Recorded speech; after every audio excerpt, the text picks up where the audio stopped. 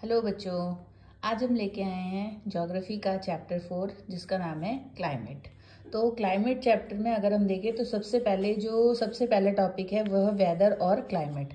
Weather और climate में क्या डिफरेंस है बेसिकली देखते हैं। तो वेदर और क्लाइमेट को हम आम बोलचाल में कह सकते हैं कि सेम चीज़ें होती हैं वेदर क्लाइमेट, बट दोनों में बहुत बड़ा डिफरेंस है।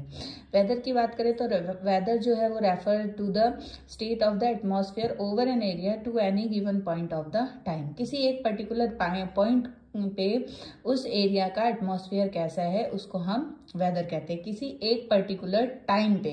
यानी कि जैसे देखो, आप कह सकते हो जैसे दिन में बहुत ज़्यादा गर्मी है और रात में बहुत ज़्यादा ठंडा हो गया है, तो इसको हम वेदर कहेंगे।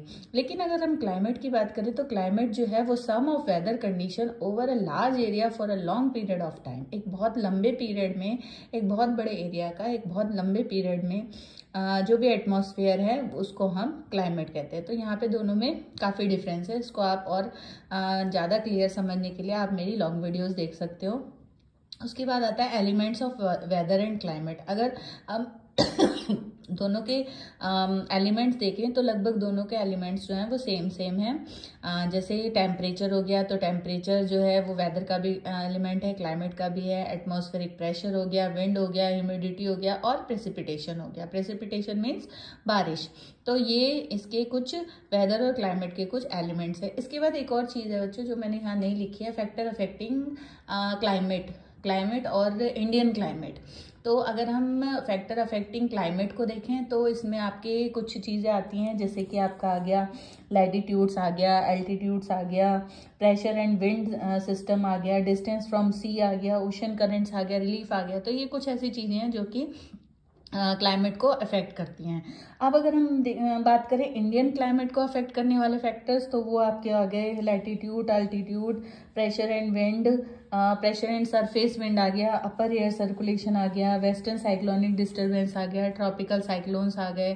तो ये सब आपके फैक्टर्स हैं जो कि इंडियन मानसून को इफेक्ट करते हैं।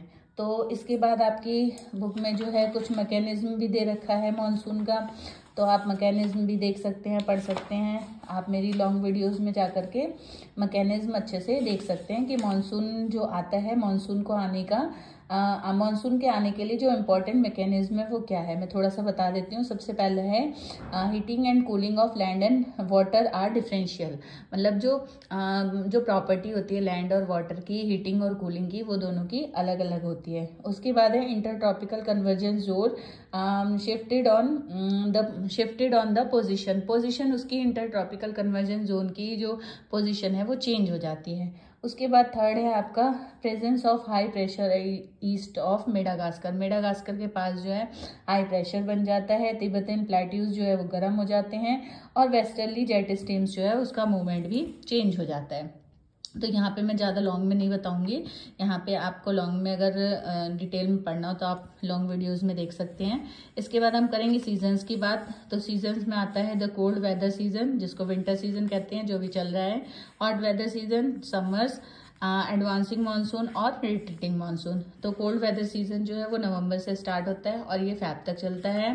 और यहाँ पे हॉट वेदर सीजन जो है वो मार्च से स्टार्ट होता है और ये करीब करीब मई तक चलता है। जून में आपका एडवांसिंग मानसून आ जाता है, जून जुलाई अगस्त तक रहता है। सितंबर अक्टूबर जो है वो आपका रिट्रीटिंग मानसून में आता है। तो इस तरीके से ये हमारे 4 मानसून है। मानसून को लेकर के बच्चों हमेशा क्वेश्चन आता है, तो आप इसका स्क्रीनशॉट ले सकते हैं शॉर्ट में याद करने के लिए। थैंक यू बच्चों, बाय बाय।